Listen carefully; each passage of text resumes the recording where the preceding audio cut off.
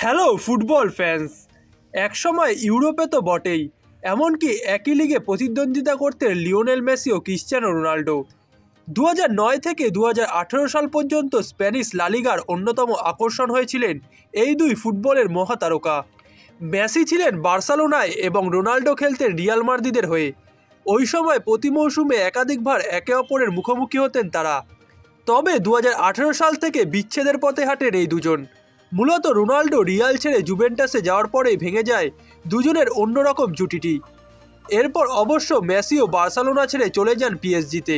তবে Ronaldo Real ছাড়ার পরও ইউরোপিয়ান প্রতিযোগিতায় মুখোমুখি হয়েছেন এই দুই মহাতারকা। তবে ইউরোপে দুজনের মুখোমুখি হওয়ার সম্ভাবনাও শেষ হয়ে যায় রোনাল্ডো আল নাসেরে পাড়ি জমানোর পর।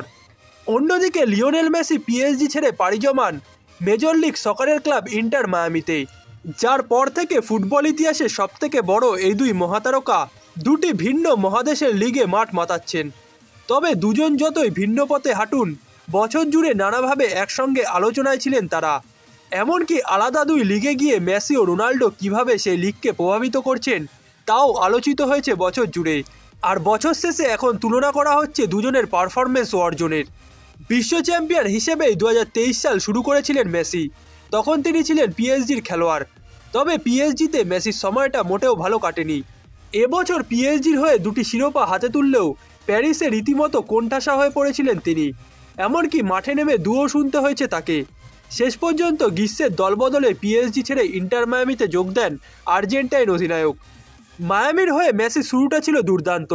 লিগস কাপে দলকে একের পর এক ম্যাচ জিতিয়ে এনে দিয়েছেন ক্লাবটির ইতিহাসের প্রথম শিরোপাও। পাশাপাশি মায়ামিকে ইউএস ওপেন কাপের ফাইনালেও নিয়ে যান মেসি, যদিও ফাইনালে হেরে রানার্স আপ হয় মায়ামি। শেষ দিকে অবশ্য বেশ কিছু ম্যাচে মেসি ইনজুরির কারণে খেলতে পারেননি। দলীয়ভাবে সাফল্য পেলেও ব্যক্তিগত পরিসংখ্যানের খাতায় এবছর খানিকটা পিছিয়ে ছিলেন মেসি। এ মৌসুমে মেসি সব মিলিয়ে খেলেছেন 44টি ম্যাচ, যেখানে পিএসজির হয়ে 22টি ম্যাচ, ইন্টার মায়ামির হয়ে 14টি এবং আর্জেন্টিনার হয়ে খেলেছেন 8টি ম্যাচ।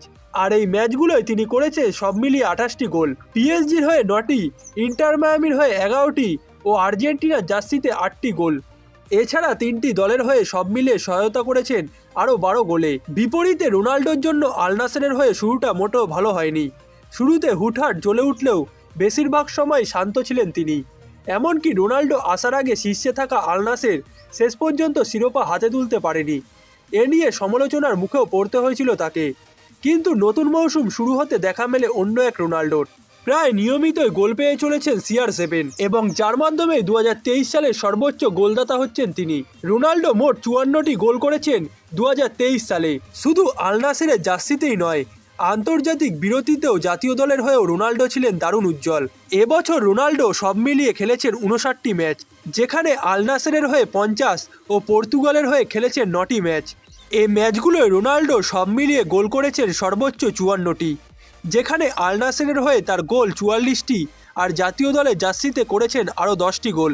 এছাড়া সতীর্থদের 15 গোলের সহায়তাও করেছেন রোনাল্ডো।